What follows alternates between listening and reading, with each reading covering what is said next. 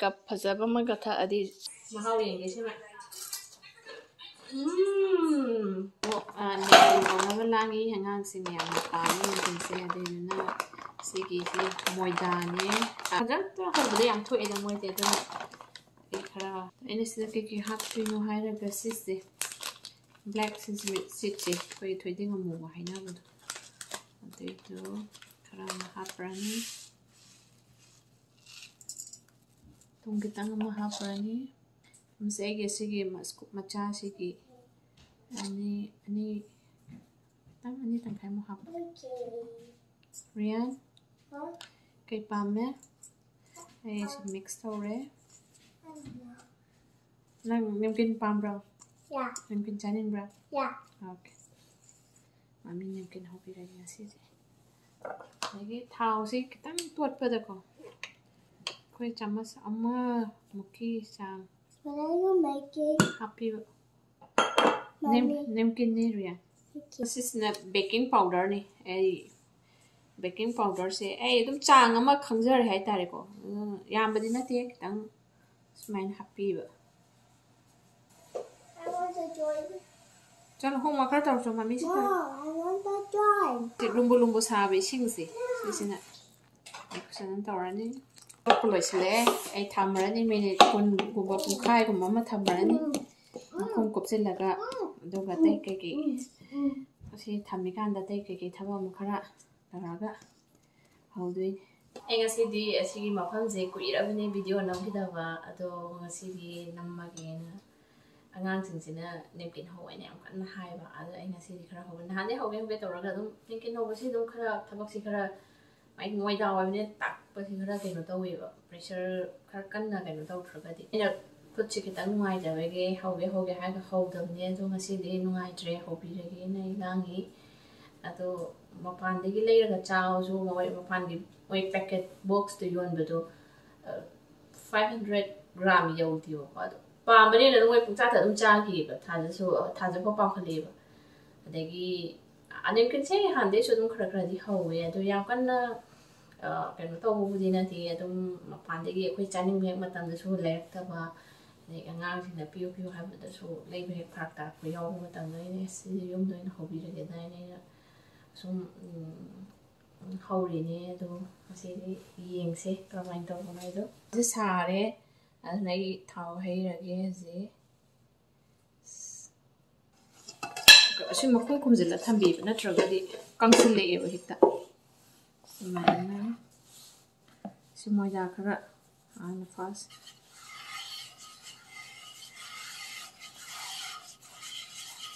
moja kara thabi ani eta tak pasini wari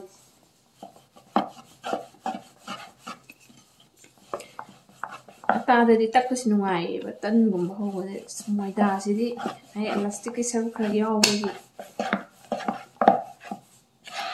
sit tak pasang si loi de shape pudi har kana tawre do khar kaino si traw be hai ta re aduna ai si thang sin sa na hai bidi nati ko du mai gi chana ba sum khara tawjab lo si lo khat pa se sumaina tawdui ni ba ko adu mai nga sai moida khara makha tha gi ba do adu ide na napchin de ba si de jore si sumaina kapi ba tama ton sina da sina second mo si second na sina mo so thu ba si nam sa la pa ni da kon se li jore na dum thau pha da ba da na tawrakin si sare kitang thau ki sa ba khra bu hen gar ba kenum tawrai thada ba ho rage si si dum ma sai ka no tawra la pa thada ba thau ba ga ka de mai na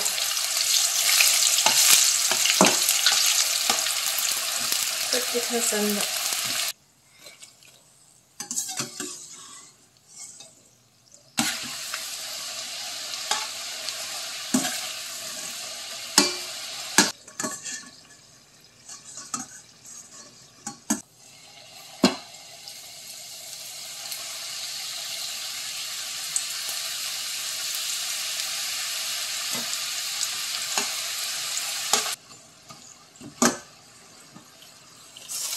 ꯁꯤ ꯐꯅꯌꯥꯝ ꯀꯩꯅꯣ ꯇꯧꯔꯦ ꯊꯣꯛꯄꯅꯤ ꯁꯤ ꯌꯥꯝꯅ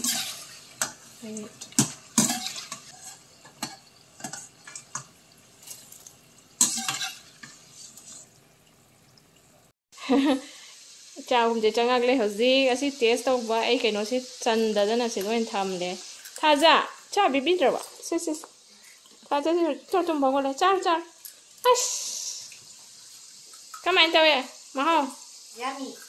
Houba. ꯈꯨꯍꯥꯎ ꯑꯝꯗꯤ ꯍꯥꯏꯗ꯭ꯔꯕ ꯁꯤ ꯂꯣꯏꯁꯤꯜꯂꯛꯀꯗꯧꯔꯦ ꯑꯁ ꯌꯦꯡꯉꯨꯅꯦ ꯆꯥꯔꯤ ꯈꯨꯠꯆꯥꯁꯤꯡꯉꯣ ꯑꯍꯨꯝꯁꯦ ꯑꯁ ꯑꯩꯗꯤ ꯈꯔ ꯍꯔꯥꯎ ꯗꯥꯟꯁ ꯇꯧꯈꯠꯂꯛꯑꯦ ꯊꯥꯖ ꯗꯥꯟꯁ ꯇꯧꯔꯣ ꯍꯥꯎꯕ꯭ꯔꯥ ꯆꯥꯕꯤ ꯍꯥꯎꯕ꯭ꯔꯥ ꯑꯝ ꯆꯤꯛꯀꯣ ꯑꯝ ꯇꯧ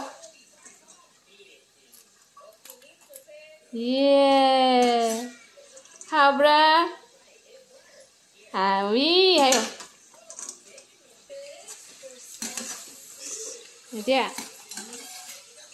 ꯑꯦ ꯀꯩꯅꯣꯁꯦ ꯑꯗꯨꯃꯥꯏꯅ ꯂꯧꯔ ꯌꯥꯔꯦ ꯆꯥꯛꯁꯨ ꯆꯥꯔꯗꯤ ꯌꯥꯔꯦ yenge no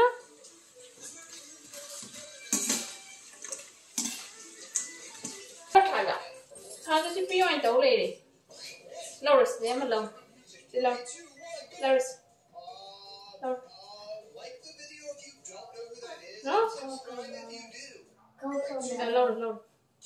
Loris. Loris. Pyro. Loris.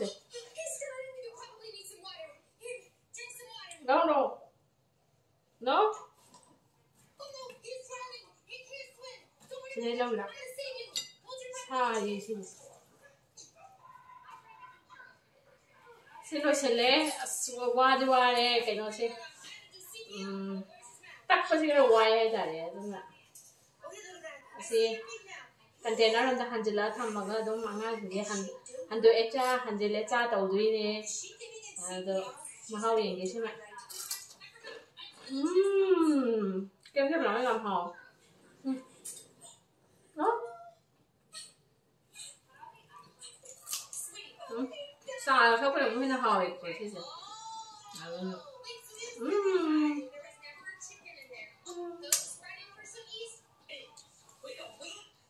Ba bảy đầu sao? Ba bảy đầu. Tụm không có lắm phải vậy. Thành ra tụm thuốc thì nó. Rồi mày am na khơi family cha sinh bu thà giờ bu số cái mà tìm si bi bây giờ mà thank you so much. Mà tung ta bây giờ số đông nụ si biu cả thà giờ bé. Sao mà chắc nụ si bên mày am thì này chắc thà giờ ta hay rồi. Chắc thà giờ ta hay bra. Bye bye tao bye.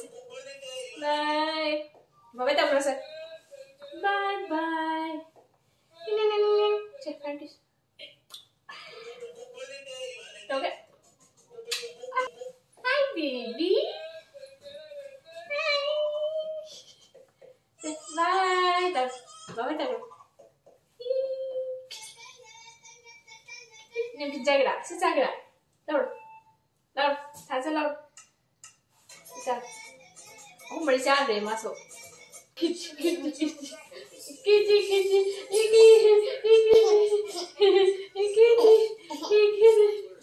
Bye bye. Already hey sidi cha kap jabamaga thakpada hayeng thakharage chana hojikti numidang oramina sak chadore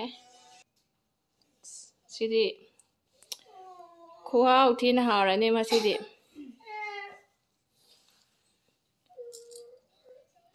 sa kap phajabamaga tha adi changau phajabamaga changaga su yare adu idi changang di pamdre changau ga thakani si wadi ware ngang singdi dama hobire ado aisu dum pam he